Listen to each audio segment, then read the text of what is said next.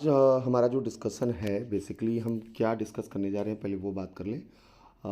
जितने भी ethical issues हैं आज के समय में, अगर वो हमने आइडेंटिफाई कर लिया तो ये मान के चलिए कि एक मेजर जो टास्क हम लोगों का है वो कवर हो जाएगा। अगर पेपर 4 में अच्छे मार्क्स लाने हैं तो आप सबको मालूम है कि एक तो क्वेश्चन कहाँ से आएगा वो हमारा प्रिडिक्ट हो जाए, और दूसरा क्वेश्चन में कितने अच्छे आंसर हम जो है पुट कर पा रहे हैं, अच्छे एग्जाम्पल, वो मायने रखते हैं। क्योंकि जितने भी इश्यूज़ जो करंट में इथिकल इश्यूज़ के रूप में चल रहे हैं वो पहले आइडेंटिफाई हो जाने चाहिए। तो इथिकल इश्यूज़ जो हैं वो कैसे आइडेंटिफाई होते हैं, पहले उसको हम एक स्ट्रक्चर के थ्रू कर लेते हैं।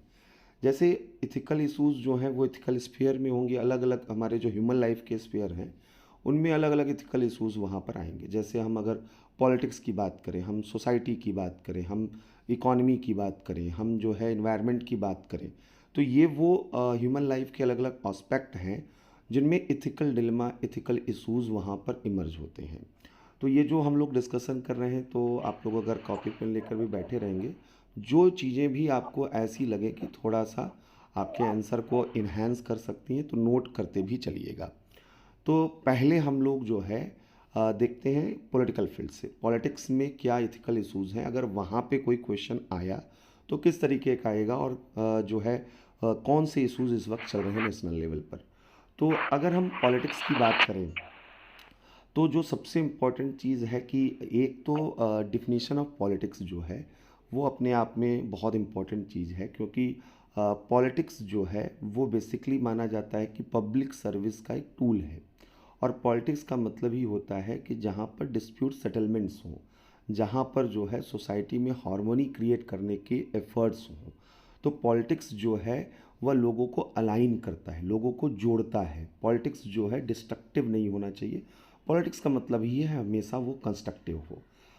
और ये पॉलिटिक्स करता क्या है, सोसाइटी में डाइवर्स इंटरेस्ट होते हैं, और इन डाइवर्स इंटरेस्ट को रिप्रेजेंट करते हुए, उनके इंडिविजुअल इंटरेस्ट को प्रोटेक्ट करते हुए, उनकी एक कलेक्टिव आइडेंटिटी और कलेक्टिव इंटरेस्ट को भी वो प्रोटेक्ट करता है। पॉलिटिक्स एक ऐसा प्रोसेस है, और इसमें पॉलिसी फॉर्मुलेशन भी हो रही है, पॉलिसी इम्प्लीमेंटेशन भी हो रही है, और पॉलिसी अवेयरनेस भी हो रहा है।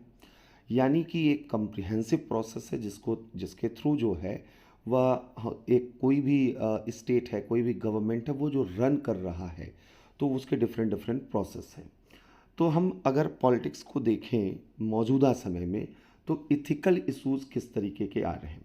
तो पहला इथिकल इशू ये आ रहा है कि पॉलिटिक्स जो हमारे यहाँ है, क्या वह जो है डिस्ट्रक्टिव फॉर्म में चल रही है, सोसाइटी को डिवाइड करने वाला पॉलिटिक्स यहाँ पर चल रहा है। क्योंकि पॉलिटिक्स में हेट स्पीचेस लगातार बढ़ रहे हैं। तो पहला जो एक हमारे लिए एथिकल इशू है कि हेट स्पीचेस जो हैं वह सोसाइटी को कहीं ना कहीं तोड़ रही हैं, कास्ट, रिलीजन और लैंग्वेज के बेसिस पर। इसके दो बड़े एग्जाम्पल अगर करंट में हम बात करें, एक तो साउथ इंडिया में अभी आप लोगों ने देखा कि हिंदी लैंग्वेज को लेकर जो है वहाँ पर बड़ा मतलब अपोज हो रहा है। तो हिंदी लैंग्वेज को लेकर अपोज जो हो रहा है, वहाँ पे उन लोगों ने हर जगह पर ब्लैक ब्लैक ब्लैक कर दिया हिंदी लैंग्वेज को। एक कॉमन सेंस कहता है कि इंडिया में बहुत बड़ा पॉपुलेशन है जो कॉन्टैक्ट लैंग्वेज के रूप में हिंदी पर डिपेंडेंट है। यानी वो बहुत ज़्यादा फ्लुएंट इंग्लिश में नहीं है, और हिंदी के सहारे पूरे इंडिया में कुछ भी काम हो जाते हैं लोगों को। तो ऐसे में अगर साउथ इंडिया में भी कोई जा रहा है और वो इंग्लिश नहीं जानता, लेबरर क्लास का है, या जो है बहुत ज़्यादा एजुकेटेड नहीं है, और वहाँ पर साइन लैंग्वेज की बहुत ज़रूरत होती है। क्योंकि अभी एक और इसी तरीके से बहुत ज़्यादा वायरल हो रहा था पिक, अब वो उसका अथेंटिसिटी क्या हो, लेकिन जो है कई ऐसी जगह थे जहाँ इमरजेंसी जो है डोर लिखे हुए हैं, वहाँ हिंदी वाला जो लाइन था वो हटा दिया गया। तो एक तो लैंग्वेज को लेकर जो है south India versus north India का इशू चल रहा है।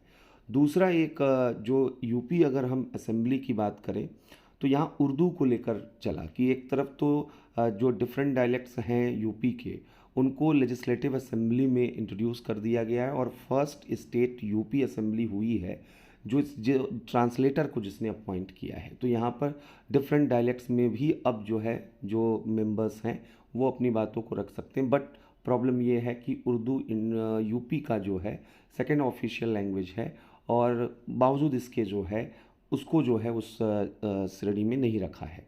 तो ये एक बड़ा इशू चूँकि यहाँ पे बन रहा है लैंग्वेज के इशू के कॉन्टेक्स्ट में। तो प्रॉब्लम ये है कि क्या वाकई जो है ये डिवाइड लाइन जो है बढ़ रही है। फिर इसके साथ साथ यहाँ पर इशू क्या चल रहा है कि जो मतलब जितने भी इशूज़ हैं उनका जो कम्युनलाइजेशन हो रहा है, कम्युनल लाइन पर, कम्युनल लेंस पर जिस तरीके से डिवीज़न हो रहा है, ये डिवीज़न कई तरीके से चल रहा है। जैसे कि बाइकॉट बहुत सी चीज़ों का किया जा रहा है, और इनके साथ साथ जो है ये भी देखा जा रहा है कि कम्युनल लाइन पर जो है वो लोगों को जो है मतलब कि उनके साथ जो है कहीं न कहीं एक डिस्टेंस क्रिएट किया जा रहा है। अगर यूपी के स्पेशली हम बात करें, तो यूपी में देखा गया कि कई जगहों पे ये बोला गया कि जो शॉप वगैरह हैं, तो वहाँ पे नाम लिखने की और जो है अपना टाइटल वगैरह सब चीज़ बताने का कि मतलब आप किस कम्युनिटी से बिलोंग करते हैं। तो अब इसके भी अलग-अलग एस्पेक्ट हैं कि कुछ लोग कह रहे हैं कि भाई बिज़नेस जो है उस जो लोग बिजनेसमैन हैं वो कोई कास्ट और कोई रिलीजन तो है नहीं, लेकिन जो है कुछ लोग जो उसके सपोर्ट में हैं उनका मानना है कि भाई हमारे जो फेथ हैं, अगर हमको हम ये कंज्यूमर चॉइस है कि अगर हमें मालूम है कि कौन जो सेल कर रहा है उसके अंदर वो जो भी प्रोडक्ट दे रहा है वो सही है, गलत है, कैसा है, तो हम उस हिसाब से वहाँ पर डिसाइड करेंगे। लेकिन सही और गलत कोई भी हो, सवाल ये है कि क्या इससे सोसाइटी जो है वो टूट रही है। अभी कुंभ का जो है जब पूरा आयोजन हुआ, तो यहाँ पर ये देखा गया कि कुछ लोगों ने ये इस तरीके के इशूज़ उठाए, कई रिलीजियस प्रीचर और जो है गुरुओं ने, कि जो मुस्लिम हैं वो जो है कुंभ एरिया में वो इंटर न करें। तो इस तरीके की चीज़ें जो हैं कम्युनल लाइन पर भी जो हैं वो देखी जा रही हैं। तो ये सब ट्रेंड हैं। और जो हमारा इससे कंक्लूज़न वहाँ निकल रहा है वो ये है कि क्या सोसाइटी को डिवाइड करने वाली ये चीज़ें चल रही है। पॉलिटिक्स तो है जो सबको जोड़ने की कोशिश करेगा। फिर इसी तरीके से हम अगर जो है इथनिक जो कन्फ्लिक्ट्स हैं अपनी कंट्री में वो देखें, तो मेजर की बात कर रहे हैं, क्योंकि ये सब हमारे एग्जाम्पल के रूप में आएंगे कि जहाँ कहीं भी आंसर वगैरह आएगा तो ये सब मतलब हमें एग्जाम्पल देना है। तो एक मणिपुर का जो मामला है आप सबको मालूम है कि वहाँ पर जो है मैती और कुकी जो वहाँ पर कम्युनिटी हैं, और वो इस तरीके से कन्फ्लिक्ट हो रहा है, लंबे समय से कन्फ्लिक्ट हो रहा है और अभी भी बना हुआ है। तो एक तरफ ये नेशनल इंटीग्रेशन के सामने तो चैलेंज जो है सो है, लेकिन ये कहीं न कहीं हमारे पॉलिटिकल सिस्टम के सामने एक एथिकल क्वेश्चन भी रेज़ कर रहा है कि क्या जो है कम्युनिटी जो है वह इन अलग-अलग डिफरेंट आइडेंटिटी बेस्ड जो है जो ग्रुप्स में हम डिवाइड होते जा रहे हैं। तो इस पूरे डिबेट को जो है जब हमको देखना होगा, तो इसको और थोड़ा ब्रॉडर स्पेक्ट्रम पे हम ले जा सकते हैं, यानी हम इसको इंटरनेशनल लेवल पे भी ले जा सकते हैं। इंटरनेशनल लेवल पर भी जो इंटरनेशनल पॉलिटिक्स है, क्या वहाँ पर भी सोसाइटीज़ में जो डिवीज़न है वो और गहरे हो रहे। जैसे अगर हम कहें कि स्वीडन में जो है कुरान को वहाँ पर जलाया गया, और इसी तरीके से जो है इज़राइल ज्यूज़ को लेकर और मुस्लिम को लेकर अलग अलग तरीके के जो है वर्ग जो हैं, क्लासेस जो हैं डिवाइडेड हैं और हेटरेट वहाँ पर चल रहे हैं। और इसी तरीके से राइट विंग एक्सट्रीमिज़म जो है वह पूरे यूरोप में दिख रहा है। अगर आपको मालूम होगा लास्ट ईयर लंदन में जो है वहाँ पर क्रिश्चियन कम्युनिटी जो है वो बिल्कुल आ गई थी। उनका ये कहना था कि जो मतलब बाहर से माइग्रेंट्स आए स्पेशली मुस्लिम, उन्होंने कहा कि वो वहाँ पर लॉ एंड ऑर्डर का सिचुएशन क्रिएट कर रहे हैं, वो जो है उनके रिसोर्सेज पर जो है बहुत ज़्यादा बर्डन क्रिएट कर रहे हैं, और कल्चरल क्लैसेस भी यहाँ पर हैं। तो एक छोटा सा सवाल यहाँ पर ये बनता है कि ये डिफरेंट डिफरेंट आइडेंटिटी पॉलिटिक्स जो निकल रही है, हमें तो ये था कि इन डिफरेंट आइडेंटिटीज़ को सबमर्ज करके एक कॉमन आइडेंटिटी, मतलब नेशनल लेवल पे और इंटरनेशनल लेवल पे, जिसको हम वसुधैव कुटुंबकम की पॉलिटिक्स कहते हैं, और जिसको हम नेशनल लेवल पर हम कहते हैं कि सर्वे संतु सुखिनः सर्वे सन्तु निरामया, कि सब जो है ऑल जो है पर्सन जो है वो सब एक कॉमन आइडेंटिटी हैं। तो प्रॉब्लम है ये कहाँ से ये इथिकल जो है ये क्वेश्चन आ रहा है, ये डिवाइड सोसाइटी क्यों हो रही है। तो इसमें पहले जो है अगर कोई इसमें अपना इनपुट देना चाहता है, फिर से क्वेश्चन समझिएगा कि पूरे जो है नेशनल लेवल इंटरनेशनल लेवल पे आइडेंटिटी पॉलिटिक्स जो क्रिएट हुई हैं और जिनकी वजह से सोशल डिवीज़न दिख रहा है, आपको क्या लगता है कि लास्ट 2 डिकेड्स में या 3 डिकेड्स में ऐसा क्या क्या हुआ है जिसकी वजह से ये इतनी तेज़ी के साथ आगे बढ़ रहा है? कौन बताएगा? हैंड रेज कीजिए। ठीक है आनंद, आप ही स्टार्ट कीजिए। सर पहली चीज की 90s के बाद जो एलपीजी की जो पॉलिसी है ग्लोबलाइजेशन, तो ग्लोबलाइजेशन की पॉलिसी से सर क्या है, लोगों का माइग्रेशन यहाँ से मतलब माइग्रेशन बढ़ा, और माइग्रेशन से जो क्राइसिस क्रिएट हुई वो की इकोनॉमिक क्राइसिस की जो मतलब आउटसाइडर्स थे उनको जॉब मिलने लगा, और एक जो क्या बोलते हैं उसको लैंड थ्योरी जो थी, क्या बोलो जाओ सॉइल वाली थ्योरी जिसको बोलते हैं ना, वो मतलब उसका एक वो क्रिएट हुआ कि मतलब हमें भी वो चाहिए, मतलब इकोनॉमिक राइट्स चाहिए, तो रिसोर्सेस वार जो है वो एथनिक मतलब इसमें कॉन्फ्लिक्ट के रूप में उभर के आया, पहली चीज। और दूसरी चीज सर कि इसी में मतलब जो कॉन्फ्लिक्ट एथनिक कॉन्फ्लिक्ट शुरू है, तो यहाँ पे फिर एक उसकी भी क्राइसिस शुरू होती है, शरणार्थी जिसको बोलते हैं शरणार्थी संकट भी शुरू होता है, तो शरणार्थी संकट के रूप में भी अलग अलग कम्युनिटीज एक दूसरे कम्युनिटीज को हेट्रेड के रूप में और उनके खिलाफ उस तरीके से देखने को, तो जो एक इंक्लूजन की पॉलिसी क्रिएट। और इसके अलावा सर पॉलिटिकल जो सेगमेंट्स था, जैसे कि रिजर्वेशन की पॉलिसी थी, तो रिजर्वेशन को एज मतलब जो एग्रीकल्चरल क्राइसिस क्रिएट हुआ 90s के बाद लगातार, वो उसने रिजर्वेशन को लेकर डिमांड बढ़ाई, रिजर्वेशन से कास्ट फिर रिलीजन तमाम तरीके की चीजें उभर के आई। ठीक ठीक ठीक ठीक ठीक ठीक ठीक। और कोई बताएगा? आनंद का बहुत कन्विंसिंग आंसर नहीं रहा। कोई और अगर बताना चाहता, नहीं तो मैं तो बताऊंगा ही, लेकिन मैं चाहता हूं कि आप लोग पार्टिसिपेट करिए, आपका माइंड फ्रेम थोड़ा थॉट प्रोसेस बनेगा। विमल म्यूट म्यूट अभी आपका वॉइस है, अनम्यूट कर लीजिए। सर ग्लोबलाइजेशन के कारण सर अलग अलग सोसाइटी के लोग जब नजदीक आए सर, तो उनके बीच में जब आपस में इंटरेक्शन होना शुरू हुआ, तो विभिन्न प्रकार के रिसोर्सेज पे कब्जे को लेके और विभिन्न कारणों से आपस में क्लैशिंग स्टार्ट हुई। इसके अलावा सर एक और बहुत बड़ा इफेक्ट है सर सोशल मीडिया का, जो इंटरनेट और सूचना क्रांति जो सर हुई, सूचना संचार क्रांति हुई है, इसके कारण सर हेट स्पीचेज और ये सब भी आपस में रिलीजियस और लैंग्वेज एक्सेट्रा आधार पे दूरियां बढ़ाता है। ठीक है, बढ़िया है। दीपक।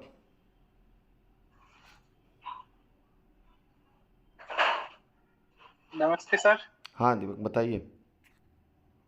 सर वर्तमान में जो सूचना क्रांति का युग है और सोशल मीडिया वगैरह विश्व में छा गई हैं, तो जो राजनीतिक पार्टियां हैं वो अपने वोट बैंक के आधार को बढ़ाने के लिए और वोटरों का ध्रुवीकरण करने के लिए वो समाज को बांटने का काम करती हैं, जिसका आधार धार्मिक होता है, जातिगत मुद्दे होते हैं और स्थानीय आरक्षण जैसे मुद्दे होते हैं, और यही सब वजह। चलिए ठीक है, समझ में आ गया। ठीक है, मतलब एक जनरल आप लोगों के पास इन्फॉर्मेशन है, ठीक है, लेकिन आंसर जब हमें लिखना है ना, तो हमें जो है अच्छे वर्ड्स चाहिए और अच्छा जो है एनालिटिकल जो है स्किल चाहिए। तो एक 2-3 पॉइंट इसको पहले समझ लीजिएगा। पहली, क्योंकि ये कई जगहों पर ये क्वेश्चन मतलब जीएस में अलग अलग पेपर में और पेपर 4 में भी आएगा। तो फर्स्ट जो सबसे बड़ा कंसर्न समझिए क्या है, आफ्टर ग्लोबलाइजेशन यहाँ पर एक यूनिफॉर्म सोसाइटीज़ जो है क्रिएट होने लगी। जब कल्चरल एक्सचेंज बढ़े तो वेस्टर्न कल्चर ने डोमिनेट किया, इसकी वजह से आइडेंटिटी क्राइसिस क्रिएट हुई। जब यूनिफॉर्म सोसाइटी आती है तो वहाँ पर प्रॉब्लम होती है कि एक कल्चरल इम्पीरियलिज्म जैसा सिचुएशन, ये सब शब्द हैं, ये ध्यान रखिएगा। सांस्कृतिक साम्राज्यवाद, कल्चरल इम्पीरियलिज्म या लिंग्विस्टिक इम्पीरियलिज्म, अगर इंग्लिश को देखें वर्ल्ड वाइड उसका जो है जिस तरीके से वो एक एलिट लैंग्वेज के रूप में, स्टैंडर्ड लैंग्वेज के रूप में स्टेब्लिश हुआ, और वहाँ पर जो है हर तरीके से आप फेस्टिवल से लेकर आपके फूड हैबिट से लेकर आपके ड्रेसिंग से लेकर वे ऑफ लाइफ पूरी तरीके से वो यूनिफॉर्म होने लगा, specially in favour of western जो वे ऑफ लाइफ है। तो इसने लोकल कम्युनिटीज़ में आइडेंटिटी क्राइसिस को क्रिएट किया। उन्हें ये डर लगा कि उनकी आइडेंटिटी यानी उनके कल्चरल रूट्स जो हैं वो डिस्ट्रॉय हो रहे हैं, उनका जो नया जनरेशन है वो मिसगाइडेड हो रहा है, सो दैट उन लोगों के अंदर जो आइडेंटिटी कॉन्शसनेस था अपने रिलीजन को लेकर, अपने कास्ट को लेकर, अपनी कम्युनिटी को लेकर, वो तेज़ी के साथ क्रिएट हुआ। ये जब कॉन्शसनेस क्रिएट हुआ तो इसने उनके अंदर कम्युनल बायसनेस या कास्ट बायसनेस भी क्रिएट किए। मतलब उन्होंने अदर सोसाइटी, अदर कम्युनिटीज से अपने को अलग करने के लिए अपनी जो कल्चरल जो उनके वे ऑफ लाइफ थे वो भले ही सुपरस्टिशियस, ऑर्थोडॉक्स या किसी तरीके के पुराने मतलब जो तौर तरीके थे उसको फिर से उन्होंने स्ट्रिक्टली फॉलो करना स्टार्ट किया कि हमको हमारी कल्चर तभी प्रोटेक्ट रहेगी जब लड़कियां जींस नहीं पहनेंगी, मोबाइल का यूज़ नहीं करेंगी या वहाँ पर दूसरे कम्युनिटी के लोगों से नहीं मिलेंगी।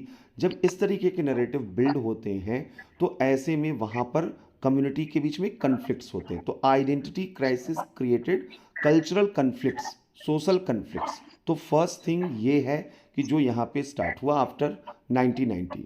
सेकंड थिंग जो यहाँ पर देखा गया, अनुज आपका जो है अनम्यूट कर लीजिएगा, म्यूट कर लीजिएगा, अनुज म्यूट कर लीजिएगा, ठीक है।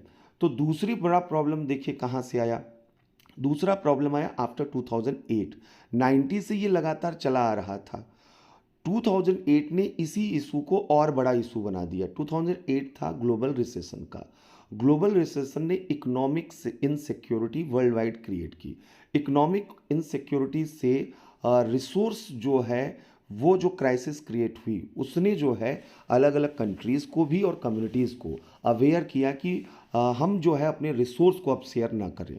हमारा रिसोर्स क्रंच जो है, हमारा जो रिसेशन है वो वर्ल्ड वाइड मार्केट की वजह से नहीं है, अदर कम्युनिटीज़ का होल्ड जो हमारे रिसोर्सेज पर है उसकी वजह से। तो लोगों का जो लिविंग स्टैंडर्ड था जब वो डाउन हुआ ड्यू टू रिसेशन तो उन्होंने अपने रिसोर्सेज पर कंट्रोल करने का प्रयास किया। तो ये जो रिसोर्स को लेकर इस तरीके का ऑब्सेशन था, रिसोर्स वॉर जिसको हम कह रहे हैं, यह national level, local level, international level हर समय हर जगह पर आफ्टर 2008 ये बहुत तेज़ी के साथ क्रिएट हुआ।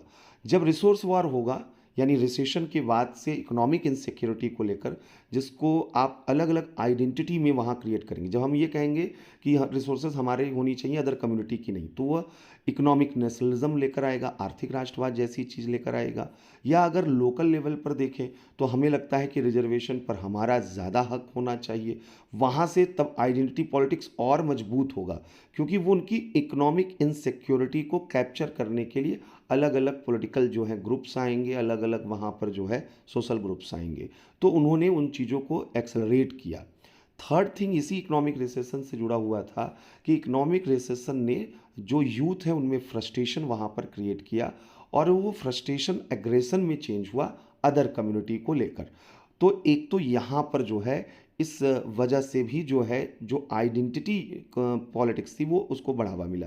थर्ड थिंग क्या था कि ये जो ग्लोबलाइजेशन के बाद वाला कल्चरल जो यहाँ पर इम्पीरियलिज्म था और ये जो इकोनॉमिक रिसेशन था, इन दोनों एक्टिविटीज़ को जो स्प्रेड किया जिस चीज़ ने वो था इंफॉर्मेशन रिवोल्यूशन ने। इंफॉर्मेशन रिवोल्यूशन ने इस आइडेंटिटी पॉलिटिक्स को प्लेटफॉर्म दे दिया डिस्कस करने का। पहले सोशल मीडिया जब तक नहीं थी तो हमारे बायसनेस, हमारे फंडामेंटलिज्म जो हैं वह एक कन्फाइंड ग्रुप तक थे, एक छोटे से समूह तक थे, हम आपस में बातचीत करके रह जाते थे। ऐसा नहीं था कि पहले लोग हिंदू मुस्लिम को लेकर या मुस्लिम हिंदू को लेकर बायस्ड नहीं थे या डिवीज़न नहीं थे, पहले से भी डिवीज़न थे, लेकिन उसके बावजूद वो डिवीज़न जो है वह विजिबल नहीं था, वह एक्सपोजर उसको नहीं मिला था क्योंकि वो अपनी अपनी कम्युनिटी में लोग आपस में बातें किया करते थे। सोशल मीडिया ने अनफिल्टर्ड एक ऐसा, अनसेंसर्ड एक ऐसा प्लेटफॉर्म दिया कि जहाँ पर लोगों के बायसनेस जो हैं वो रिफ्लेक्ट हुए और एक बायसनेस ने रिएक्शनरी बायसनेस को वहाँ पर क्रिएट किया। यानी सोशल मीडिया ने जो हेट स्पीचेस आए उन्होंने फिर एक ऐसा चेन ऑफ रिएक्शन, एक प्रतिक्रिया की श्रृंखला ऐसा क्रिएट किया कि धीरे धीरे हर जगह पर ये देखा जाने लगा कि वो फंडामेंटलिज्म, वो बायसनेस और ज़्यादा स्ट्रांग वहाँ पर होने लगा। तो ये इंफॉर्मेशन रिवोल्यूशन ने जो है, इंफॉर्मेशन इरा ने भी ये काम किया। इस इरा को हम पोस्ट ट्रुथ इरा भी कहते हैं क्योंकि इस पोस्ट ट्रुथ इरा में इस हेट स्पीच को और ज़्यादा स्प्रेड करने में फेक न्यूज़ ने बहुत बड़ा रोल प्ले किया। फेक न्यूज़ कहाँ से स्टार्ट हुआ? फेक न्यूज़ को जो फेक न्यूज़ स्पॉन्सर्ड रहे। हर एक जो है सोसाइटी में कुछ न कुछ डिस्ट्रक्शन करने वाली फोर्सेस रही हैं जिनके अपने वेस्टेड इंटरेस्ट रहे। वो वहाँ के लोकल पॉलिटिकल पार्टीज़ हो सकते हैं, वो आपके दूसरे कंट्री हो सकते हैं, हो सकता है कि पाकिस्तान इंडिया में फेक न्यूज़ स्प्रेड करे, चाइना इंडिया में फेक न्यूज़ स्प्रेड करे, या यूएसए यहाँ पर। ये जो इन्फॉर्मेशन वॉर होते हैं, ये इन्फॉर्मेशन वॉर या ये फेक न्यूज़ का जो ये पूरा मैकेनिज़्म था, इसने हेट स्पीच को और ज़्यादा बिल्ड किया। तो पोस्ट ट्रुथ एरा और फेक न्यूज़, इसने और ज़्यादा इसको मजबूत किया। चौथा एक बड़ा इंपॉर्टेंट चीज़ ये रहा कि जैसा हमने कहा कि आइडेंटिटी पॉलिटिक्स जब स्टार्ट हुई, तो आइडेंटिटी के हमने कहे लेयर बहुत हैं। लेयर का मतलब है कि आपकी आइडेंटिटी रीजनल भी हो सकती है, लिंग्विस्टिक भी हो सकती है, रिलीजियस भी हो सकती है, कास्ट भी हो सकती है। तो आज जो हम जिस तरीके की आइडेंटिटी पॉलिटिक्स देख रहे हैं, वो हर लेवल पर आप इंडिया में देखेंगे तो हर तरीके कास्ट आइडेंटिटी भी बहुत स्लो करें कि कम्युनल जो है पोलराइजेशन बहुत बड़े हैं, रिलीजियस फंडामेंटलिज्म बड़ा नहीं, हर तरीके के फंडामेंटलिज्म को बढ़ावा मिल रहा है। जैसे लिंग्विस्टिक है तो तमिलनाडु में वो मामला क्यों चल रहा है? Because of fear. उन्हें ये डर लग रहा है कि वो हिंदी का जो है कल्चरल इम्पीरियलिज्म उन तक न पहुँचे। उनके लिए फियर इंग्लिश नहीं है, उनके लिए फियर हिंदी है। हिंदी जो है वहाँ पर, जबकि वहाँ पर क्लियर है कि भाई आपका स्टेट का लैंग्वेज है तमिल, आप तमिल में यूज़ कीजिए, लेकिन वो उनके अंदर एक फियर है कि वो वहाँ पर पहुँचेगा। तो इस चीज़ ने जो है, इस सेंस ने जो है यहाँ पर इसको और ज़्यादा आइडेंटिटी पॉलिटिक्स को मजबूत किया है कि अलग अलग लेयर्स में जो आइडेंटिटीज़ हैं वो आपस में कन्फ्लिक्ट करती हुई यहाँ पर दिखाई दे रही है। जितने भी पॉलिटिकल जो हमने कहा ग्रुप्स हैं, सोशल ग्रुप्स हैं, जिनको इससे वेस्टेड जिनके इंटरेस्ट हैं, वो इन चीज़ों को और प्रमोट भी कर रहे हैं। तो ये चीज़ें भी चल रही हैं। और अभी भी आफ्टर कोविड ये जो रिसेशन था वो परटेन कर गया, वो कंसिस्टेंसी उसको मिल गई कि चलता जा रहा है। अभी भी यहाँ पर जो है प्रॉब्लम है। एक और अंतिम फैक्ट यहाँ पर जो आफ्टर 90 स्टार्ट हुआ था, लेकिन आफ्टर 2008 एंड आफ्टर कोविड यानी पोस्ट कोविड वर्ल्ड जो है उसमें वो एक बहुत बड़ा मुद्दा बन चुका है। वो क्या है? हम एक कंज्यूमरिस्टिक सोसाइटी में रह रहे हैं, उपभोक्तावादी समाज में। और कंज्यूमरिस्टिक सोसाइटीज़ में हमारे जो गोल्स, एस्पिरेशंस, एम्बिशंस हैं वो बहुत तेज़ी के साथ हाइक कर रहे हैं। हमें बहुत कुछ चाहिए अपनी लाइफ में, यानी कि जो एक मोरल वैल्यू पहले के समय में होता था जिसको हम सेटिस्फैक्शन कहते थे, हम एक सेटिस्फाइड लाइफ जीना चाहते थे, संतुष्ट जीवन। आज सेटिस्फैक्शन जो है वह एक मोरल वैल्यू या मोरल कैरेक्टर के रूप में एग्जिस्ट ही नहीं करता है। आज हमारे लिए जो है वो एम्बिशंस जो हैं हमारे, अगर वो एम्बिशंस हमारे पूरे नहीं हो रहे हैं तो डिस्ट्रेस हमारा बढ़ रहा है। और उसके लिए एक्सक्यूज़ क्या है? हमारे एम्बिशंस क्यों नहीं फुलफिल हो रहे? तो वो एक्सक्यूज़ है दूसरी कम्युनिटीज़ कि उनकी वजह से, मतलब मैं आईएएस नहीं बन पा रहा हूँ तो रिजर्वेशन की वजह से, मैं अगर जो है यहाँ पे बिजनेस ग्रो नहीं कर पा रहा हूँ तो ज्यूज़ की वजह से, पारसी की वजह से, या जो भी वहाँ का डोमिनेंट ग्रुप होगा जो दिखता होगा विजिबल कि वो अच्छा कर रहा है, तो उससे एक जेलसी जो है सोशल ग्रुप्स में यहाँ पे आ रही है ड्यू टू कंज्यूमरिस्टिक बिहेवियर। इसने हमारे जो है मोरल कैरेक्टर को पूरी तरीके से चेंज कर दिया है। हम इकोनॉमिक मैन के रूप में, आर्थिक मानव के रूप में ज़्यादा सोच रहे हैं।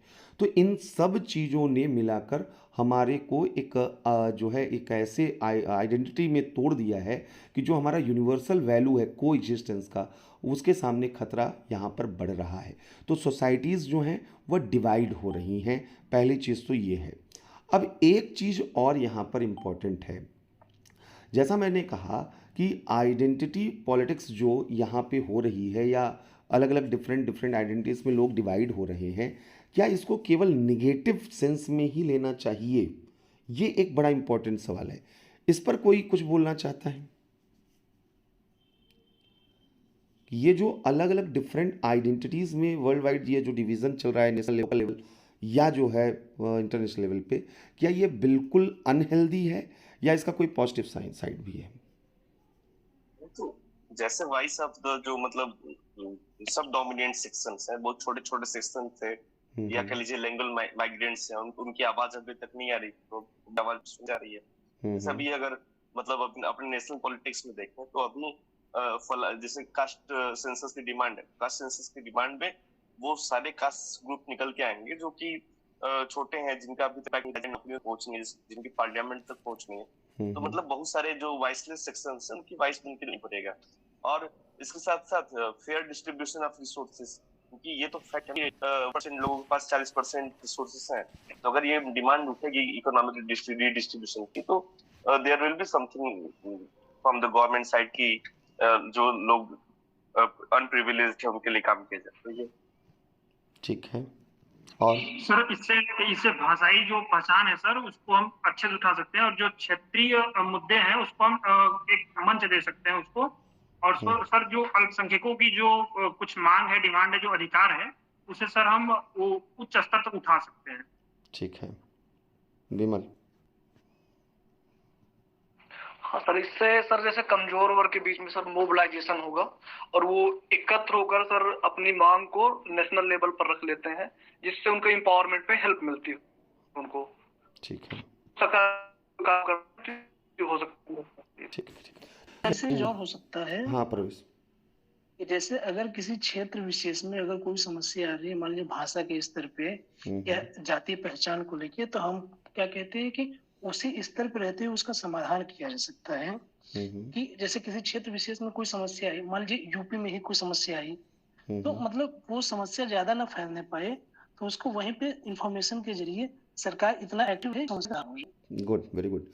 अब अगर मान लीजिए कि ये पेपर 4 में क्वेश्चन यहाँ पे आया कि जो इंक्रीजिंग सोशल डिवीज़न है, इसको जो है जो मतलब कि इंक्रीजिंग सोशल डिवीज़न को चेक करते हुए सेंस ऑफ को एग्जिस्टेंस को इस्टेब्लिश करने के लिए इन सोसाइटी आपको क्या करना चाहिए, मतलब क्या आपके सजेशन है? वान्या आप बताइए। कोई जो वैल्यू ऑफ को एग्जिस्टेंस है वो कैसे इस्टेब्लिश होगा? वान्या सर एक बार प्रश्न को थोड़ा सा अच्छे डिफाइन कर दीजिए। मतलब हम ये कह रहे हैं कि सह अस्तित्व जो है एक ह्यूमन वैल्यू है, को एग्जिस्टेंस। सोसाइटी में आज सोशल डिवीज़न बढ़ रहे हैं, तो क्या ऐसा किया जाए कि ये को एग्जिस्टेंस इस्टेब्लिश हो? हाँ आवाज़ कट रही है आपकी।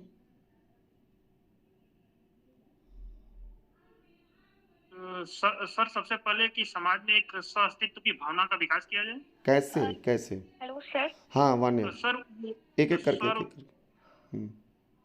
कौन बोल कोई? हाँ सर। हाँ ठीक है, आप बोलिए। हाँ वान्या बोलिए। सर हम पहले एजुकेशनल लेवल। हेलो हाँ हाँ आ रही है सर, आवाज़। Am I audible? Audible audible. Hello.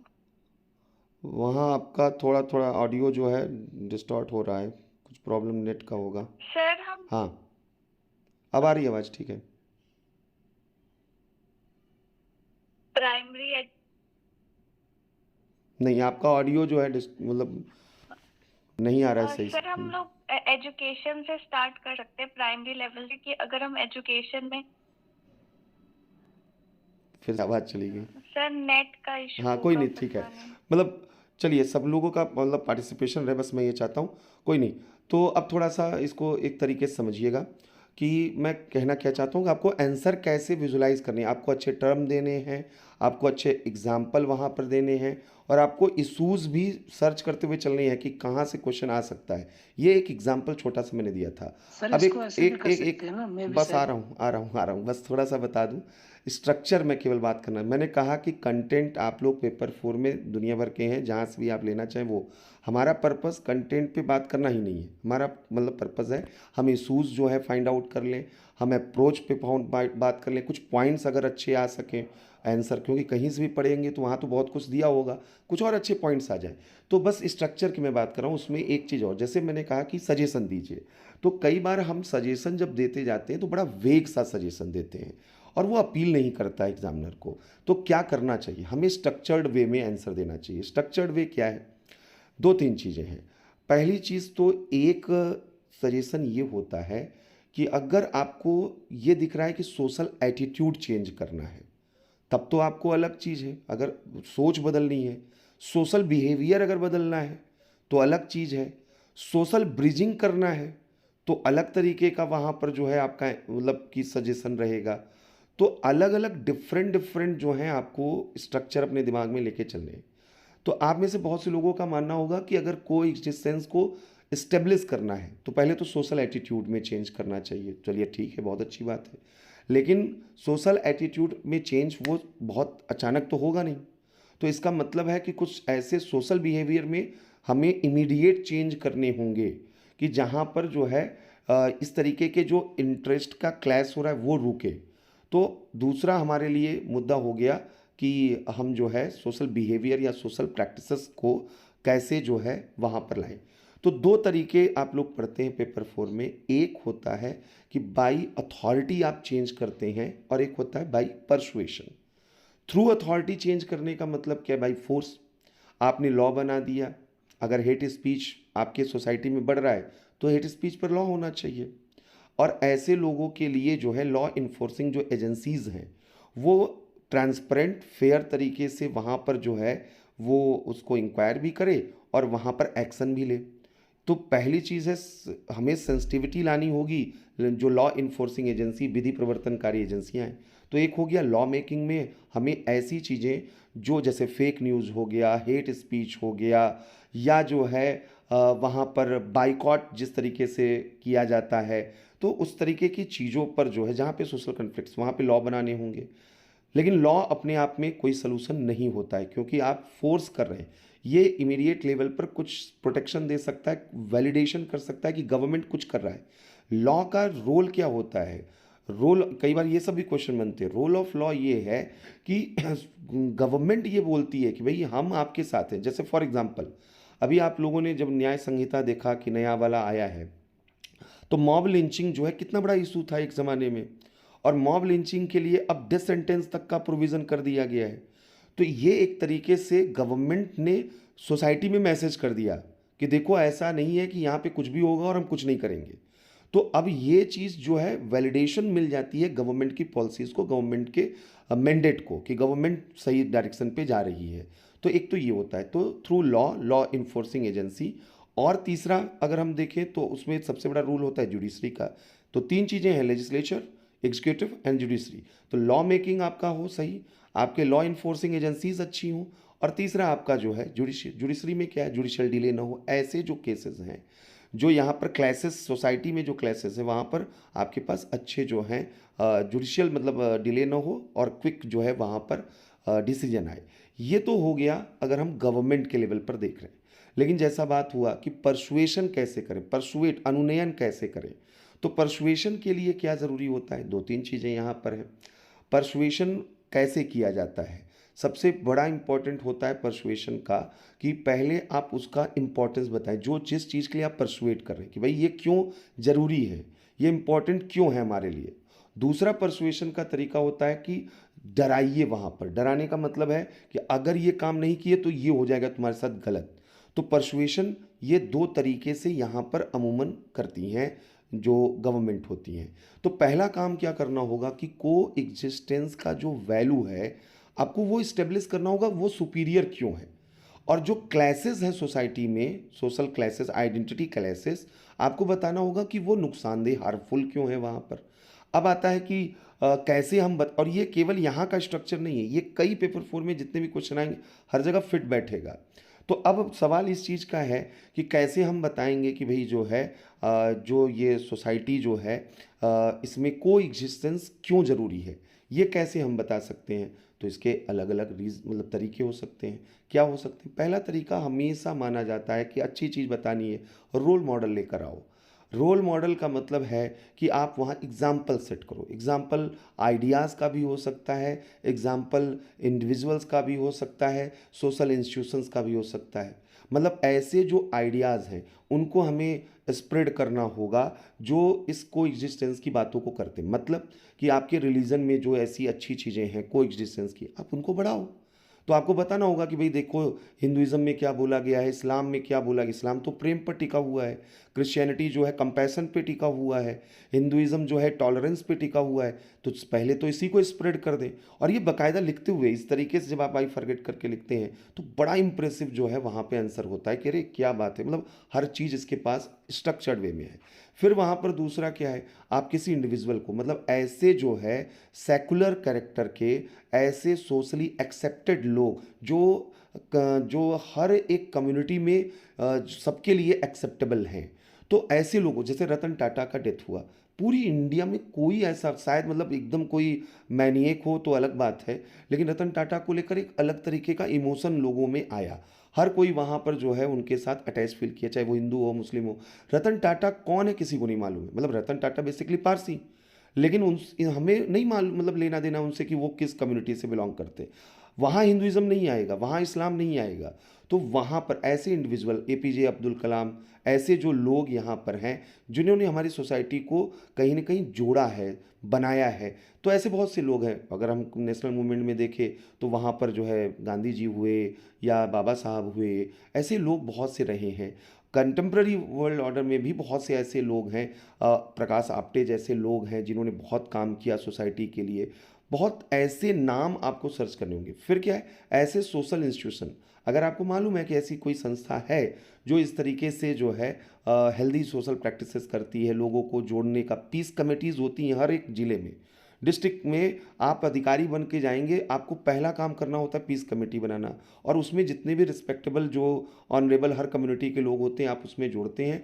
कभी भी अगर कोई कन्फ्लिक्ट सिचुएशन होती है, पीस कमेटी सबसे बड़ा रोल प्ले करती है। तो आप इस तरीके का भी एग्जाम्पल वहाँ पर दे सकते हैं, यानी परसुएशन, इस तरीके की चीज़ों को लेकर आना होगा। दूसरा हमने कहा परसुएशन का तरीका होता है भाई डर पैदा करो, फियर क्रिएट करो, कि अगर इस तरीके की चीज़ें नहीं होंगी तो फिर सोसाइटी के लिए किस तरीके का सिचुएशन हो सकता है। फॉर एग्जांपल कैसे हम क्रिएट कर सकते हैं ये चीज़, तो वहाँ भी वही है, एग्जाम्पल सेट करने होते हैं। एग्जाम्पल सेट करने का मतलब है आपने बस एक दो लाइन ही लिखना है। ऐसी सोसाइटीज़ जो फ्रेजाइल जो स्टेट हैं या सोसाइटीज़ हैं, अगर आपको उनके एग्जाम्पल मालूम है कि जो कन्फ्लिक्ट की वजह से कहीं के नहीं रहे, आपके पास बहुत बड़ा एग्जाम्पल है। आप अगर एग्जांपल देखिए, बांग्लादेश में किस तरीके के कन्फ्लिक्ट्स वहाँ पर चल रहे हैं। अफ्रीका में बहुत से कंट्रीज सिविल वार की वजह से पूरी तरीके से बर्बाद हो गए। सीरिया, इराक जैसे कंट्रीज़ जो हैं वहाँ पर जिस तरीके के कन्फ्लिक्ट चल रहे हैं, जिस तरीके से जो है दुनिया भर में रिफ्यूजी क्राइसिस वहाँ पर क्रिएट हो रही है, तो वहाँ पर आपको बताना होगा कि we have common threat. Community को मैसेज करना होगा हम सबके पास कॉमन थ्रेट है, और आपको इंस्पायर करना होगा कि आप क्यों आपको जुड़ना है। इंस्पायर इसलिए नेशनल इंटीग्रेशन, इकोनॉमिक इंटीग्रेशन, जैसे फॉर एग्जांपल लैंग्वेज वाला लड़ाई चल रहा है। अगर हम बात करें साउथ इंडिया की, अगर हिंदी एक कॉन्टैक्ट लैंग्वेज बन सकती है तो इसका फ़ायदा तमिलनाडु को मिलेगा। तमिलनाडु के जो एंटरप्रेन्योर हैं, जो बिजनेसमैन हैं, उनको नॉर्थ इंडिया का एक बहुत बड़ा मार्केट मिलने वाला है, और नॉर्थ इंडिया बहुत तेज़ी के साथ ग्रो कर रहा है, यहाँ एक बहुत बड़ा पॉपुलेशन रह रहा है। अमेरिकी कंपनी यहाँ आके इस मार्केट को कैप्चर करना चाहती हैं, साउथ इंडिया की कंपनी कैसे कैप्चर करेंगे? अगर साउथ इंडिया के जो वहाँ के लोग हैं, अब आज अल्लू अर्जुन जो है पुष्पा का रिलीज़ करने आ रहे हैं पटना में, ये भी एक एग्जाम्पल है कि साउथ इंडियन मूवीज़ जो हैं वो अपने फिल्म को कहाँ पे लेके आ रही हैं, पटना या मतलब नॉर्थ इंडिया में। तो ये इकोनॉमिक एस्पेक्ट भी इन चीज़ों का है। तो यहाँ पर आइडेंटिटी पॉलिटिक्स लेकर आएंगे तो आपका खुद का जो है इंटरेस्ट वो प्रभावित हो रहा है। ये जब मैसेज जाएगा भाई आप लॉस में जाओगे अगर आप ये काम नहीं करते हो, तो इस तरीके से जब हम एक पूरा का पूरा कंप्रेहेंसिवली चीज़ों को देखते हैं तब अलग तरीके का कंक्लूजन वहाँ पे निकल के आता है। तो इसलिए एक इशू हमने इस तरीके का आज यहाँ पे रेज किया कि कैसे चीज़ों को हम देख सकते हैं। ये तो पॉलिटिक्स में एक एस्पेक्ट हुआ जो अभी मतलब बड़ा मुद्दा बना हुआ है। अब इसी तरीके के कई और इशूज़ हैं। दूसरा बड़ा एक इशू जो अभी अगर हम पॉलिटिकल लेवल पर ही देखें अभी, तो यहाँ पे एक बड़ा इशू आ रहा है कि जो आपके कंट्री में जो डेमोक्रेटिक प्रैक्टिसेस हैं उनके सामने जो है एक चैलेंज वहाँ पे आ रहा है। मतलब जिसको आप इरोजन कह सकते हैं हमारे डेमोक्रेटिक वैल्यूज़ में।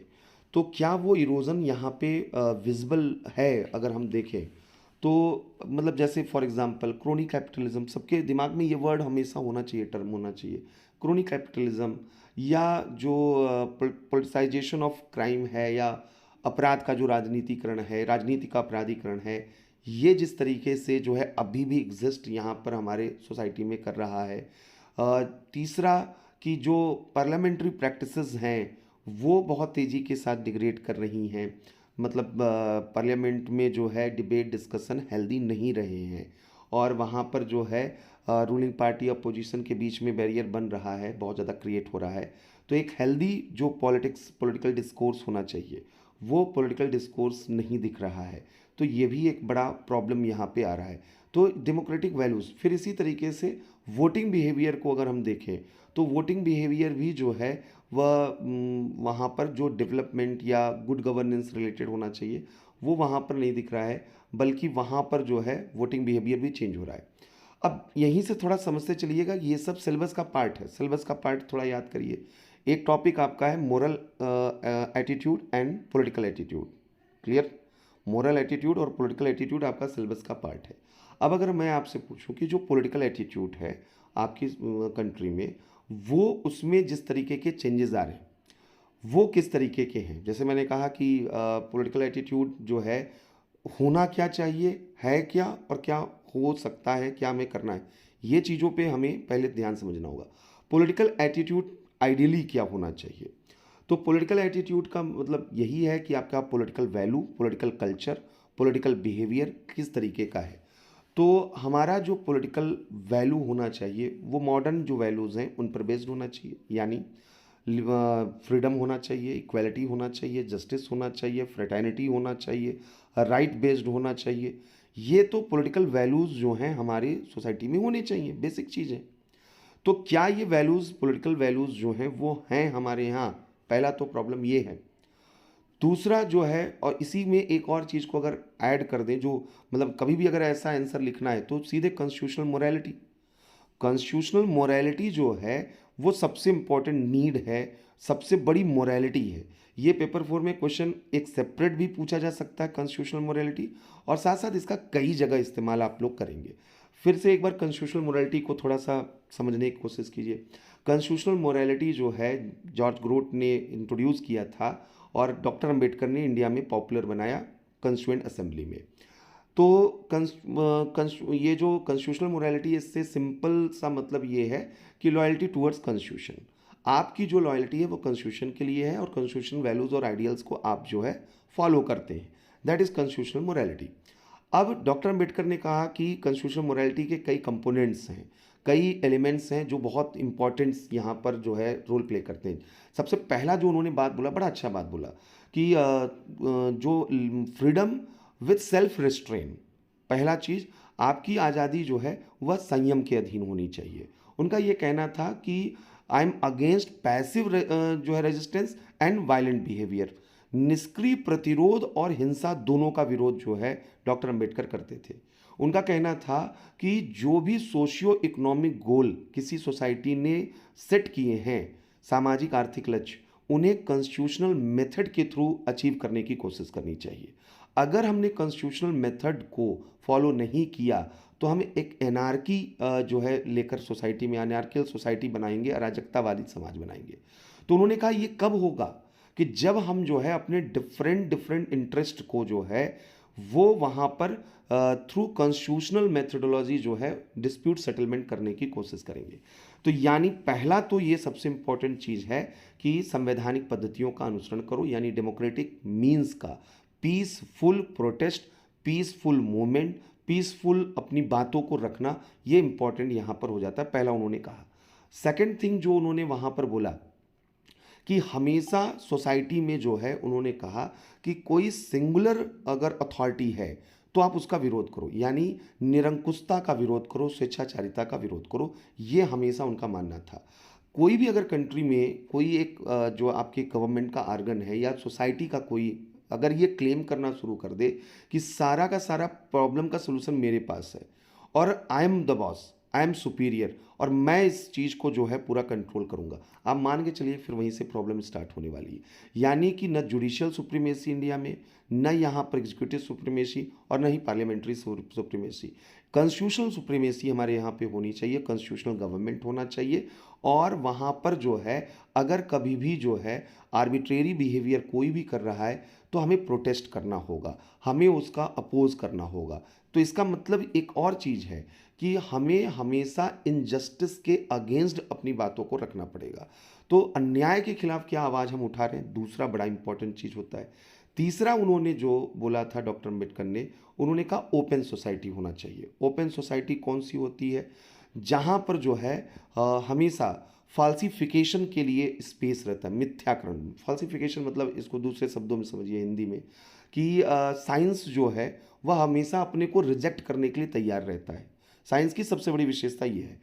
बाकी जो फिलॉसफी है, बहुत सी आइडियोलॉजी है, वो इतनी रिजिड होती है कि वो अपने को चेंज नहीं कर सकती। मार्क्स ने जो बोला मार्क्सवादियों के लिए वही सही है, चेंज मत करो उसमें, भले ही सोसाइटी चेंज हो चुकी हो, सिस्टम चेंज हो गया हो। साइंस कहता है कि भाई अगर जो है कल को आइंस्टाइन ने जो थ्योरी दी थी आज कुछ नया उसमें आया है तो उस रिजेक्ट करो और नई जो है थ्योरी को लेकर आओ। तो ओपन सोसाइटी वो सोसाइटी होती है जहाँ पे न्यू चेंजेस के लिए हमेशा हम जो है प्रिपेयर्ड रहते हैं। Second thing, tolerant society. Open society का मतलब ये टॉलरेंट सोसाइटी है कि हम सबको लेकर वहाँ पर साथ चलेंगे। तो ये भी कॉन्स्टिट्यूशनल मोरालिटी जो है तभी इस्टेब्लिश होगी जब हम ओपन सोसाइटी के वैल्यूज़ को जो है प्रमोट करेंगे। थर्ड थिंग जो सबसे इंपॉर्टेंट डॉक्टर अंबेडकर का कहना था कि देखिए एक जस्ट सोसाइटी, न्यायपूर्ण समाज, ये हमारा आइडियल है। एक जस्ट सोसाइटी होना चाहिए और जस्ट सोसाइटी का मतलब क्या है? फेयर सोसाइटी, कि जहाँ पर हर किसी को अपॉर्चुनिटी है अपने आप को ग्रूम करने की, अपने आप को डेवलप करने की, सबको आगे बढ़ने का अवसर वहाँ पर है। लेकिन यह जस्टिस आएगा कैसे? तो उन्होंने कहा कि 3 चीज़ें हैं, लिबर्टी, इक्वलिटी और फ्रेटर्निटी, और इनमें से कोई भी एक कम नहीं है। लिबर्टी, इक्वलिटी और फ्रेटर्निटी आप इस्टेब्लिश कर दीजिए, सोसाइटी में जस्टिस वहाँ पर आएगी। यानी किसी पे रिस्ट्रिक्शन ना हो, ऐसा न रिस्ट्रिक्शन हो कि उसकी पर्सनैलिटी जो है वह एक्सपोज ना हो, बाहर ना आ पाए। इक्वलिटी, वहाँ पर जो है डिस्क्रिमिनेशन ना हो, वहाँ पर सबको इक्वल अपॉर्चुनिटी हो। और थर्ड हमने कहा फ्रेटर्निटी। ये फ्रेटर्निटी जो है वो इसेंस है, वो सबसे बड़ी चीज़ है जो हमें जोड़ती है एक दूसरे से।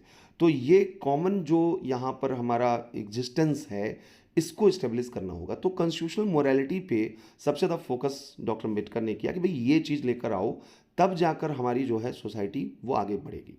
तो हमने जैसा कहा कि हमारी मतलब पॉलिटिकल सिस्टम में जो प्रॉब्लम है वो प्रॉब्लम क्या है कि हमने आइडियल क्या बनाया है। आइडियल तो हमारे प्रियम्बल में लिखे हुए हैं, कॉन्स्टिट्यूशनल मोरालिटी के जो मोरल वैल्यूज़ हैं वो हमारे फंडामेंटल ड्यूटीज़ हैं, ये सब पॉलिटिकल एटीट्यूड इस पर बेस्ड होना चाहिए। लेकिन इन प्रैक्टिस क्या वहाँ पर दिख रहा है कि इन प्रैक्टिस ये दिख रहा है कि हमारा जो है पॉलिटिकल एटीट्यूड वह किन किन चीज़ों पर टिका हुआ है। फर्स्ट थिंग क्या है, आइडेंटिटी पर बेस्ड है, कास्ट वहाँ पर है, रिलीजन है, लैंग्वेज है, हम इन सब चीज़ों में बटे हुए हैं। सेकंड जो पॉलिटिकल हमारा एटीट्यूड है वहाँ पे वो ये दिख रहा है कि इंडियन सोसाइटी जो है उसमें जो कल्चर ऑफ क्राइम रहा है, ग्लैमराइजेशन ऑफ क्राइम रहा है, अपराध का ग्लैमराइजेशन, ये बड़ा जो है सबसे बड़ा मतलब प्रॉब्लम रहा है। अपराध का ग्लैमराइजेशन का मतलब यहाँ पर क्या है? एडीआर की रिपोर्ट है कि क्रिमिनल्स जो हैं वो फियर की वजह से इलेक्ट नहीं होते, डरा के उनको कोई इलेक्ट नहीं करता, मतलब वो डराते हैं इसलिए इलेक्ट नहीं किए जाते हैं। क्रिमिनल इसलिए इलेक्ट होते हैं कि सोसाइटी वो ज़्यादा प्रोटेक्टेड फील करती है थ्रू क्रिमिनल। जो अपराधी हैं उनसे उनको प्रोटेक्शन मिलता है, उनको ये लगता है वो रॉबिन हुड की जो छवि है अपराधियों की, और जो उनके कास्ट या रिलीजन से जुड़े अपराधी हैं उनसे वो इमोशनली अटैच्ड हो जाते हैं। कई क्रिमिनल ऐसे भी हैं इंडियन सोसाइटी में जो कि किसी भी कम्युनिटी में कॉमन पॉपुलर हैं। अगर आप मऊ में देखिए तो वहाँ पर जो है जितने भी मतलब वहाँ पे सोसाइटी के लोग थे, हिंदू हो मुस्लिम हो, सब अंसारी जी का जो है नाम वहाँ पर लेते थे कि भाई अंसारी जी, या इस तरीके से बहुत से मतलब ऐसे नाम है, एक एग्जांपल दे दिया। तो कहने का मतलब ये है कि एक तो ये भी कई बार एटीट्यूड को यहाँ पर वह डिफाइन करता हुआ दिखाई देता है। फिर आजकल जो फ्रीबीज पॉलिटिक्स चला है इसने भी पॉलिटिकल एटीट्यूड को बहुत ज़्यादा वहाँ पर डिफाइन करना स्टार्ट कर दिया है कि हम जो है अपनी बेसिक जो नीड्स हैं उनको फुलफ़िल करने के लिए वहाँ पर वो वोट देकर आते हैं, पॉलिटिकल बिहेवियर वहाँ पर करते हैं। तो ये भी हमारे पॉलिटिकल एटीट्यूड को कहीं ना कहीं डिफाइन करता हुआ दिखाई दे रहा है। फिर यहाँ पर एक और बड़ा इशू जो आ रहा है वो क्या आ रहा है कि जो हमारा पॉलिटिकल बिहेवियर है वो टाइम टू टाइम जो है उसमें कुछ लोग एक्टिव रहें, कुछ लोग पैसिव रहें। एक बड़ा सोसाइटी का जो क्लास है जो पॉलिटिकली रिलेक्टेंट है, क्योंकि उसको लगता है कि पॉलिटिक्स से कुछ भी फ़ायदा नहीं होने वाला है। एक फेमस जो है पुराना कहावत है इंडियन सोसाइटी में, कोई नृप होए हमें का हानि। अरे कोई भी राजा बन जाए, हमसे क्या लेना देना है, हमारा तो कोई ध्यान देने वाला है नहीं। तो एक पैसिव सिटीजन भी है जो पॉलिटिकल एटीट्यूड निगेटिवली बना के बैठा हुआ है, जिसको ये लगता है कि पॉलिटिक्स जो है वो एक गंदा क्षेत्र है और पॉलिटिक्स में किसी को शामिल नहीं होना चाहिए। तो ये भी एक बड़ा, इसकी वजह से क्या होता है कि उनका जो सोसाइटी में जो रोल होना चाहिए वो, या गवर्नमेंट को अकाउंटेबल बनाने में जो रोल होना चाहिए वो रोल नहीं हो पाता है। तो ऐसे डिफरेंट जो हैं हम यहाँ पर देख रहे हैं कि जो पॉलिटिकल एटीट्यूड हमारे बने हैं। लेकिन एक चीज़ और समझना है, क्या हमारा पॉलिटिकल एटीट्यूड जैसा 1950 में था 2025 में? तो बिल्कुल नहीं। आज हमारा जो पॉलिटिकल एटीट्यूड है उसके कई नए एंगल वहाँ पे निकल के आ रहे हैं और वो बहुत पॉजिटिव साइन को लेकर आ रहे हैं। जैसे सबसे इम्पॉर्टेंट जो जेंडर इशूज़ जो हैं वो हमारे पॉलिटिकल डिस्कोर्स को और हमारे एटीट्यूड को जो है डिफाइन करते हुए दिखाई दे रहे हैं। आज ये दिख रहा है कि जेंडर इशूज़ जो हैं उनको मेन स्ट्रीम पॉलिटिक्स में प्लेस मिल रहा है। आज ये दिख रहा है कि जो वेमेन का पॉलिटिकल ओरिएंटेशन है, राजनीतिक झुकाव है, वो लगातार यहाँ पर बढ़ रहा है। आज ये दिख रहा है कि वेमेन का पॉलिटिकल पार्टिसिपेशन वहाँ पे बढ़ रहा है। तो ये सबसे इम्पॉर्टेंट चीज़ है और पॉलिटिक्स जो है उससे लोग हेजिटेट नहीं कर रहे। अब पॉलिटिक्स जो है वो जो personal life to public life दोनों जगहों पर वहाँ पर ये डिस्कोर्स बन रहे हैं, यानी फैमिली में भी जो जेंडर डिस्कोर्स थे वो चेंज हुए हैं और वहाँ पर जो पावर स्ट्रक्चर रहा है हमारा ट्रेडिशनल पावर स्ट्रक्चर, जो एक कन्फाइंड क्लास तक केवल मतलब कि सर्टेन क्लास तक कन्फाइंड था कि हाँ जो है कुछ कास्ट हैं, कुछ कम्युनिटी हैं, कुछ पैट्रियार्कल सोसाइटी थी तो मेल डोमिनेटेड, तो हमेशा पावर उनके पास था। तो अगर हम देखें तो आज हमारा जो पावर स्ट्रक्चर है, ट्रेडिशनल पावर स्ट्रक्चर, वो चेंज हुआ है और वहाँ पर वो ज़्यादा इंक्लूसिव इन नेचर वहाँ पर दिख रहा है। बहुत से लोग वहाँ पर इंटर किए हैं और इस चीज़ के लिए एक वर्ड यूज़ किया जाता है साइलेंट रिवॉल्यूशन। रिवॉल्यूशन क्या है? चेंज है। चेंज जो है हमेशा वायलेंट मतलब माना जाता है, ऐसा कि चेंजेस कहीं भी सोसाइटी में रिवॉल्यूशन कहीं भी आएगा तो थ्रू वेपन्स आएगा, थ्रू जो है वायलेंस आएगा। इंडियन सोसाइटी ने कमाल करके दिखाया है फॉर वर्ल्ड कि हमारे यहाँ साइलेंट रिवॉल्यूशन हुए हैं। आज ओबीसी का पार्टिसिपेशन हमारे जो है पॉलिटिक्स में मेन स्ट्रीम में बढ़ गया। आज शेड्यूल ट्राइब का पार्टिसिपेशन बढ़ रहा है, लगातार वहाँ पर नए नए लीडर्स इमर्ज कर रहे हैं। आज विमेन का पार्टिसिपेशन हमारी जो है पॉलिटिक्स में बढ़ रहा है। तो ये जो पार्टिसिपेशन बढ़ा और इनके पास पावर आ रहा है, इसके लिए इनको कोई रेवोल्यूशन नहीं करना पड़ा। जो भी उनको कास्ट पॉलिटिक्स करना है, जेंडर पॉलिटिक्स करना, जो भी किया उन्होंने कॉन्स्टिट्यूशनल तरीके से उन चीज़ों को गेन किया है। तो ये भी एक पॉजिटिव साइड हम देख रहे हैं। मिडिल क्लास जो इमर्ज कर रहा है आज, उसके लिए इशूज़ एजुकेशन है, हेल्थ हैं और वहाँ पर इंफ्रास्ट्रक्चर हैं, करप्शन फ्री गवर्नेंस है। ये भी पॉलिटिकल एटीट्यूड को फ्रेम करने में बड़ा इंपॉर्टेंट रोल प्ले कर रहा है। लेकिन हमने जैसा कहा कि दोनों चीज़ें, नेगेटिव और पॉजिटिव दोनों चीज़ें चल रही हैं। तो अब प्रॉब्लम मतलब सलूशन क्या है कि भाई कैसे हम अपने पॉलिटिकल एटीट्यूड को मोर डेमोक्रेटिक बनाएं, ज़्यादा डेमोक्रेटिक बनाएं, ज़्यादा वहाँ पर इंक्लूसिव बनाएं, ज़्यादा वहाँ पर जो है वह हेल्दी प्रैक्टिसेस को लेकर आएँ। तो दो तीन चीज़ें हैं। सबसे इम्पॉर्टेंट चीज़ है कि आपको अपने पॉलिटिकल कल्चर को चेंज करना होगा। पॉलिटिकल कल्चर किसे कहते हैं? Political way of life. Political way of life में सब चीज़ आ जाती है, आपके political ideas, political values, political beliefs, political behaviour, ये सारी चीज़ें जो हैं वह पॉलिटिकल कल्चर में आ जाती हैं। तो आपकी राजनीतिक संस्कृति तब बदलेगी जब आपका राजनीतिक विचार बदलेगा। राजनीतिक विचार क्या है कि हम जो है ये आइडिया जब देंगे कि बीमारू नहीं, ग्रोथ इंजन हमें यूपी को बनाना है, तो ये पॉलिटिकल आइडिया, ये पॉलिटिकल जब आइडियोलॉजी चेंज होगी तो फिर अलग ही एक वहाँ पे रिदम आएगा। जब हम कहेंगे कि हमारे पॉलिटिकल वैल्यूज़ जो हैं वो वहाँ पर चेंज होंगे कि हम जो है प्रो गवर्नेंस के लिए जो है गुड गवर्नेंस के लिए हम वहाँ पर आएंगे, हम एक्टिव सिटीजन्स के रूप में आएंगे, हम वोकल जो है सिटीजन के रूप में आएंगे, विजिलेंट सिटीजन होना चाहिए, सतर्क नागरिक होना चाहिए, मुखर नागरिक, वोकल सिटीजन होना चाहिए। ये सब जो कीवर्ड्स हैं ये आपके आंसर में प्लेस उनको मिलना चाहिए। तो ये जब हम आएंगे तो चीज़ें यहाँ पर पॉजिटिवली चेंज होंगी। इनके साथ साथ यहाँ पर एक और चीज़ जो हमें समझना है कि पॉलिटिकल कल्चर तब तक बेहतर नहीं होगा किसी सोसाइटी में जब तक पॉलिटिकल सोशलाइजेशन बेहतर ना हो। पॉलिटिकल कल्चर पॉलिटिकल सोशलाइजेशन से जुड़ा है। पॉलिटिकल सोशलाइजेशन क्या है? पॉलिटिकल सोशलाइजेशन का मतलब है how to learn political values, political behaviour, ये कैसे लर्न कर रहे हैं, क्या हम लर्न कर रहे हैं।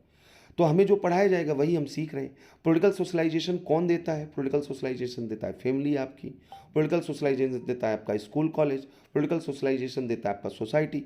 तो हमारा अगर फैमिली जो है उसमें ही जेंडर बायसनेस होगा, कास्ट बायसनेस होगा, कम्युनल बायसनेस होगा, तो हमारा जो पॉलिटिकल एटीट्यूड है वो भी बायस्ड होगा।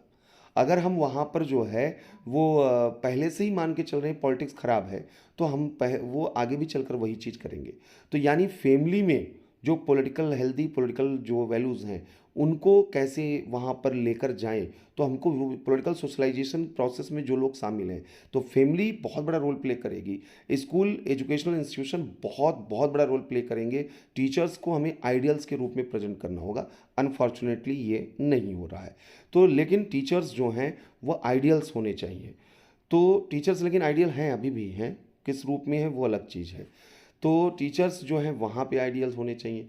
फिर इसी तरीके से जो है आपका जो सोसाइटी है, उस सोसाइटी में अब हम कास्ट ऑर्गेनाइजेशन जो है बना रहे हैं, हम जो है कम रिलीजियस ऑर्गेनाइजेशन बना रहे हैं, हम उनको जो है मेन स्ट्रीम में लेकर आ रहे हैं, तो ये चीज़ें जो हैं गड़बड़ होंगी। तो पॉलिटिकल सोशलाइजेशन वहाँ पे आपको बेहतर करना होगा, तब कहीं जाकर पॉलिटिकल एटीट्यूड बेहतर होगा। तो कुछ इस तरीके से ये सब इश्यूज़ हैं। सारी चीज़ें तो कवर नहीं की जा सकती, कुछ कुछ चीज़ें। तो आज हमने थोड़ा सा पॉलिटिकल मतलब चीज़ों पे बात कर लिया। कल हम जो है सोशल जो इश्यूज़ हैं उनमें क्या इश्यूज़ चल रहे हैं। अभी पॉलिटिकल में बहुत सी इश्यूज़ हैं, फिर कभी कर लिया जाएगा, लेकिन एक ओरिएंटेशन मिल गया तो इसी तरीके से सोचते रहेंगे और भी चीज़ों को। कल हम लोग थोड़ा सा सोशल जो इथिक्स से रिलेटेड इश्यूज़ हैं थोड़ा उनको, क्योंकि सोशल इथिक्स तो सबसे बड़ा मतलब क्वेश्चन का एरिया है, और फिर इंटरनेशनल इथिक्स एक क्वेश्चन फिक्स है वहाँ से, तो इंटरनेशनल इथिक्स तीसरे दिन कर लिया जाएगा। तो इस तरीके से थोड़ा एक एस्पेक्ट पे अगर काम कर लेंगे तो मुझे लगता है ये हफ्ते भर का काम है कि एक ठीक ठाक मटेरियल अपने पास आ जाएगा जहाँ पे पेपर 4 में हम अच्छा काम कर पाएंगे। तो अब सर आगे कल मिलते हैं। हाँ अनुज। सर जैसे सर जो पाश्चात्य मूल्य और दर्शन है हाँ सर, वो भौतिकतावादी दर्शन आधारित है। लेकिन ठीक है। सर भारतीयों का जो सोच है वो सर ज्यादातर यहलौकिकता का ना होकर वो सर पारलौकिकता का है। हम्म। तो सर वहाँ के जो मूल्य हैं, अगर जब भारत के समाज में जब इसे डाला जाता है तो यहाँ पर सर उस तरीके का परिवर्तन नहीं हो पाता। यानी कि भारतीयों में भौतिकतावादी दृष्टि की कमी है क्या? अब उसमें बोले बता दें, मतलब ऐसे नहीं बोलना चाहिए, लेकिन एम एन रॉय एक बहुत बड़े अपने जो है कम्युनिस्ट थिंकर थे, बहुत बड़ा नाम था उनका। उन्होंने कहा इंडियन जो हैं उनकी एक बड़ी समस्या है, उनको ये मतलब प्राउडली वो फील करते हैं कि वो स्पिरिचुअलिटी में सबसे आगे हैं। उन्होंने कहा कि ये बिल्कुल एक फॉल्स नैरेटिव है। वेस्टर्न जो हैं वो केवल मेटलिस्टिक नहीं है। आप वेस्टर्न फिलोसफर को उठाकर देखिए, सात्र को देखिए, कांट को देखिए, आप नित्से को देखिए, मतलब अलग अलग इन्होंने रेंज, मतलब वेस्टर्न फिलॉसफी अलग अलग रेंज में है। कोई एकदम बिल्कुल जो है डेंटोलॉजिस्ट है, कोई बिल्कुल वहाँ पर जो है मीन्स ओरिएंटेड है, कोई कुछ मेटलिस्टिक है, अलग अलग ग्रुप है वहाँ पर, पहली चीज़। दूसरी चीज़ ये है कि बात ठीक है कि वेस्टर्न जो वैल्यूज़ हैं, जो कंटेम्प्ररी वेस्टर्न वैल्यूज़ डेवलप हुए, इवॉल्व हुए, वो इंडस्ट्रियल रिवोल्यूशन के साथ साथ चल रहे थे, अर्बनाइजेशन के साथ साथ चल रहे थे। प्रोटेस्टेंट रिलीजन जब से आया है तब से वेस्टर्न फिलॉसफी बिल्कुल अलग तरीके की रही है, यानी कि वो मेटलिस्टिक रही है। जो यह वर्ल्ड है इस पर फोकस वो की है, लेकिन ऐसा नहीं है कि उनमें स्पिरिचुअलिटी जो है वो बिल्कुल एकदम गायब थी। ये तो एकदम बिल्कुल गलत तरीके की चीज़ होगी। हाँ, डोमिनेट करता है मेटलिस्टिक चीज़ें, फर्स्ट थिंग यहाँ पे समझिएगा। सेकंड थिंग जो है, वेस्टर्न वैल्यूज़ जो हैं उन्हें बहुत सी ऐसी चीज़ें हैं जो हर कंट्री को अडॉप्ट करना चाहिए, हर सोसाइटी को अडॉप्ट करना चाहिए। वेस्टर्न वैल्यूज़ जो हैं उन्होंने इंडियन सोसाइटी में जो डिस्कोर्स क्रिएट किए वह उन्हीं का रिजल्ट है कि हम नेशनलिज्म की तरफ मूव किए। हम ये नहीं कहते हैं कि वो पूरी तरीके से उन्हीं की वजह से नेशनलिज्म आया, ये गलत मतलब कंक्लूजन होगा, लेकिन एक फैक्टर वो थे जिन्होंने हमको इंस्पायर किया। जब हमने लिबर्टी, इक्वलिटी, फ्रेटर्निटी, जस्टिस, ये डिस्कोर्स गायब हो गए थे हमारी सोसाइटी से, मेन स्ट्रीम जो है इशूज नहीं थे। दूसरा, यहाँ पर जितने भी जो हैं सोशल अपलिफ्टमेंट हुए हैं उनमें वेस्टर्नाइजेशन का बड़ा मतलब रोल रहा है। अगर हम साउथ इंडिया में बात करें कास्ट अपलिफ्टमेंट, तो वेस्टर्नाइजेशन तो सबसे बड़ा इंपॉर्टेंट रोल प्ले किया है। आज हम विमेन जो अपलिफ्टमेंट देख रहे हैं, वेस्टर्नाइजेशन का बड़ा रोल वहाँ पर रहा है। मतलब ये है कि आंसर में कभी भी आप जो है वेस्टर्न वैल्यूज़ को, एक होता है मॉडर्नाइजेशन, एक होता है वेस्टर्नाइजेशन। वेस्टर्नाइजेशन जो है उसमें अच्छे और बुरे दोनों एलिमेंट हैं। मॉडर्नाइजेशन एक वैल्यू न्यूट्रल है, कि वो बात करता है कि मॉडर्न जो वैल्यूज़ हैं और उनमें पॉजिटिव पॉजिटिव जितने वैल्यूज़ हैं, वेस्टर्न वैल्यूज़ जो हैं उनमें बहुत सी नेगेटिव और पॉजिटिव दोनों हो सकते हैं। तो हमें ओपन फॉर जो है पॉजिटिव वैल्यूज़ होना चाहिए, और हमें जो है प्रोटेक्टिव होने की बजाय हमें अपने वैल्यूज़ को स्प्रेड करने की ज़रूरत है। कई बार क्या होता है, जब आप अपने कल्चर को प्रोटेक्ट करने की कोशिश करते हैं तो अपने कल्चर की गलत चीज़ों को भी जस्टिफाई करने में लग जाते हैं। यही हमारी सोसाइटी में हो रहा है कि हमें यहाँ पर जो है हमारी अच्छी चीज़, जैसे हम टॉलरेंस, यह इंडियन सोसाइटी का सबसे खूबसूरत पहलू रहा है। आज बहुत से लोग कहते हैं टॉलरेंस वीकनेस है, मतलब आज उसी टॉलरेंस की वजह से आप पूरी दुनिया में आपका एक नेम फेम आपका बन रहा है, और आने वाले फ्यूचर में आप ग्लोबल लीडर बनने वाले हैं क्योंकि आप टॉलरेंट हैं। तो वो हमारी वीकनेस कैसे हो गई? तो इसलिए जो है हमको अपने वैल्यूज़, ट्रेडिशनल वैल्यूज़, जो स्पिरिचुअल वैल्यूज़ हैं, सोशल वैल्यूज़, एथिकल वैल्यूज़ हैं, जो अच्छे हेल्दी वैल्यूज़ हैं, अपनी भी सोसाइटी में उनको प्रमोट करना है और बाहर की सोसाइटी में भी प्रमोट करना है। तो कल्चरल ब्रांडिंग सोसाइटी की होनी चाहिए, लेकिन दूसरी मतलब जो वेस्टर्न जो वैल्यूज़ हैं उनको लेकर केवल निगेटिव या बायस्ड नहीं होना चाहिए। Okay sir. ठीक है, तो फिर कल मिलते हैं।